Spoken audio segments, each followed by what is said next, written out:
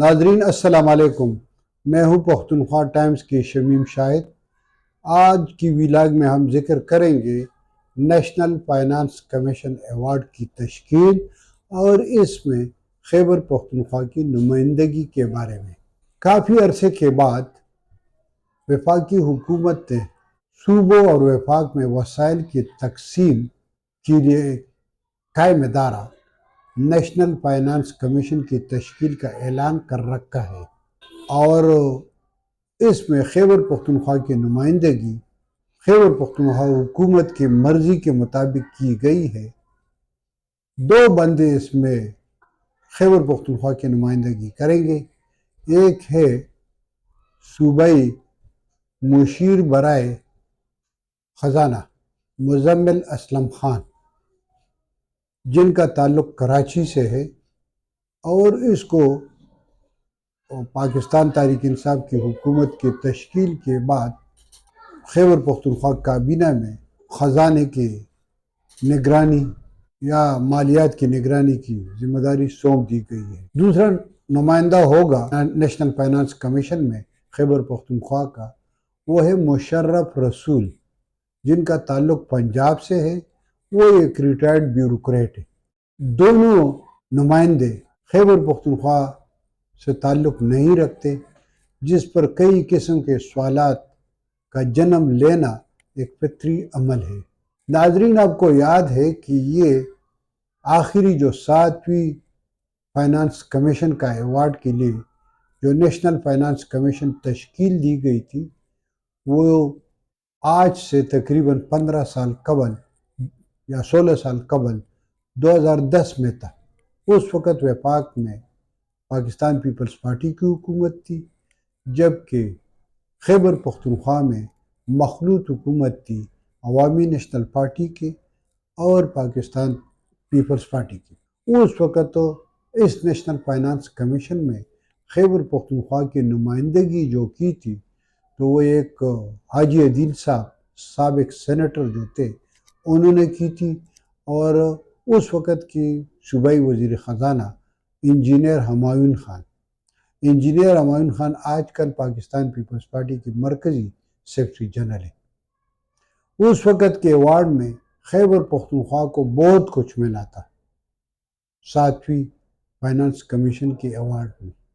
اس میں ایک تو آبادی کے لحاظ سے جو حصہ تھا وہ ملا تھا، دوسری دہشت گردی اور پسماندگی کے تناسب کے ساتھ بھی خیبر پختونخوا کو 1% جو پورے وسائل تھے ان کا حصہ ملا تھا، جو ابھی تک مل رہا ہے۔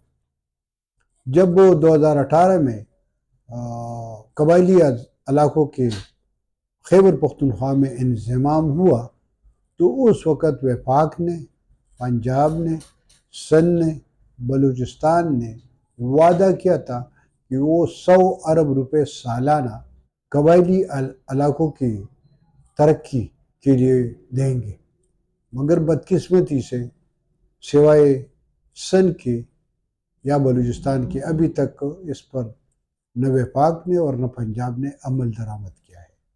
اب سوال یہ پیدا ہوتا ہے کہ نیشنل فائنانس کمیشن میں جب خیبر پختونخوا سے تعلق رکھنے والا کوئی سیاسی رہنما یا کوئی ٹیکنوکریٹ شامل نہیں ہے، تو اس کے اثرات کیا ہوں گے؟ ٹھیک ہے، پاکستان تحریک انصاف کی صوبائی حکومت یا پاکستان تحریک انصاف کی حمایت یافتہ صوبائی حکومت کو اختیار ہے کہ وہ اپنی مرضی کے نمائندے نامزد کرے نیشنل فائنانس کمیشن یا کونسل آف کامن انٹرسٹ، مشترکہ مفادات کی کونسل جس کو کہتے ہیں، میں صوبائی نمائندگی کے لیے۔ مگر کیا یہ بندے خیبر پختونخوا کے جو جنگ ہے وہ لڑ سکیں گے؟ یہ اس کے بارے میں جواب دینا اس وقت قبل از وقت ہے، مگر بہت مشکل دکھائی دیتا ہے، کیونکہ دونوں کا تعلق خیبر پختونخوا سے نہیں ہے، دونوں کا تعلق پاکستان تحریک انصاف سے بھی نہیں ہے۔ دونوں ٹھیک ہے اپنے اپنے شعبوں میں ماہر ہے، مگر یہ ہے کہ وہ ان سے یہ توقع رکھنا کہ وہ خیبر پختونخوا کی جنگ لڑیں گے، خیبر پختونخوا کو ان کی ضرورت کے مطابق یا ان کی جو طے شدہ فارمولے ہیں ان کے مطابق وسائل لے آ سکیں گے یا نہیں۔ اگر دیکھا جائے تو خیبر پختونخوا پاکستان کی جو چاروں اکائیاں ہیں اس میں تیسرے نمبر پر وہ بہت زیادہ متاثر ہے۔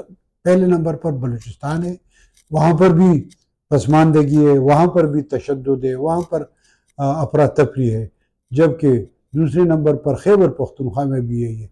مگر اگر ہم گراؤنڈ پر جائے تو سب سے زیادہ متاثرہ دہشت گردی سے متاثرہ صوبہ جو ہے وہ خیبر پختونخوا ہے، قدرتی آفات سے متاثرہ صوبہ بھی خیبر پختونخوا ہے، تعلیمی لحاظ سے بھی ہم پسماندہ ہے، مواصلاتی لحاظ سے بھی ہم پسماندہ ہیں، محکمہ صحت کی جو سہولیات سے بہت زیادہ علاقوں میں یہ سہولیات ابھی تک برائے نام ہے۔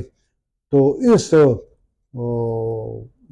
پسماندگی کو اور اس حالات کو، معروضی حالات کو ہم دیکھ کر تو خیبر پختونخوا کو ضرورت ہے ایک نیشنل فائنانس کمیشن میں ایسے بولنے والوں کو جو مرحوم حاجی عدیل کی طرح اور انجینئر ہمایون کی طرح جنگ کو لڑ سکیں گے۔ ماضی میں خیبر پختونخوا کی نمائندگی اگر کی تھی تو وہ نوابزادہ محسن علی خان نے کی تھی، وہ سراج الحق صاحب نے کی تھی بحیثیت فائنانس منسٹر۔ مگر یہ ہے کہ اس وقت اگر مشرف رسول صاحب اور مزمل اسلم خان سے کوئی توقع رکھتا ہے تو وہ میرے خیال میں عبث ہے۔ ناظرین ہمارے ساتھ جڑے رہیے، خیبر پختونخوا کے حالات و واقعات سے باخبر رہنے کے لیے بہت بہت شکریہ۔